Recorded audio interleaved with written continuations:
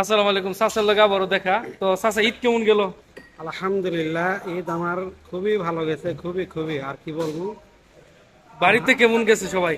Phone করে খবর লইছিলেন? বাড়িতেও ভালো গেছে, বাড়িতেও ফোন দিছিলাম, ফোন দিয়ে সবার কাছে ভালোই আছে। ভালোই আছে না?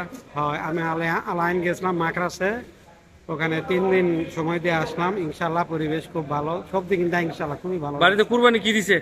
কুরবানি গরু দিছি ইনশাল্লাহ। ওহো, ছেলে মেয়ের কথা মনে করিনি? ছেলে মেয়ের কথা তো মনে পড়বে ইনশাল্লাহ। তাদেরকে ছাড়া যে আপনি ঈদ করলেন একা একা, তারা আপনারা ছাড়া ঈদ করলো?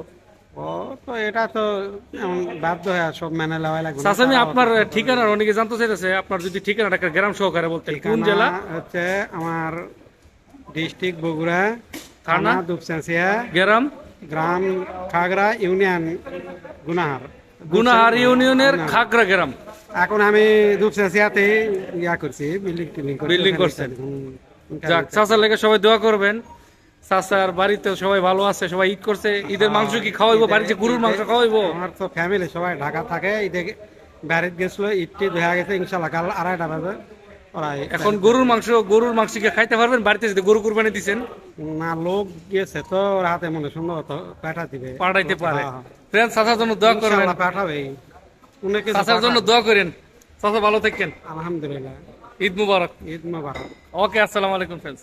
চাচা জিজ্ঞেস করতেছে আমি কেমন আছি। আমার ছেলে মেয়ে ভালো আছে, এক ছেলে এক মেয়ে। এক ছেলে এখন কত বড় হয়েছে? আমার ছেলের বয়স 8 বছর, মেয়ে এই যে 2 বছর হইব আগস্ট হইলে। তাও তো স্কুলে যাওয়া লাগছে না? আমার ছেলে মাদ্রাসে পড়ে। আলহামদুলিল্লাহ। আমার মেয়ে মাদ্রাসে পড়বো, দোয়া করেন। ইনশাল্লাহ দোয়া করি, নেককার বান্দা হোক, বান্দি হোক, আমি দোয়া করি ওরাই মানে কি ভালো লেখাপড়া করুক, ইসলামী পথে যাক।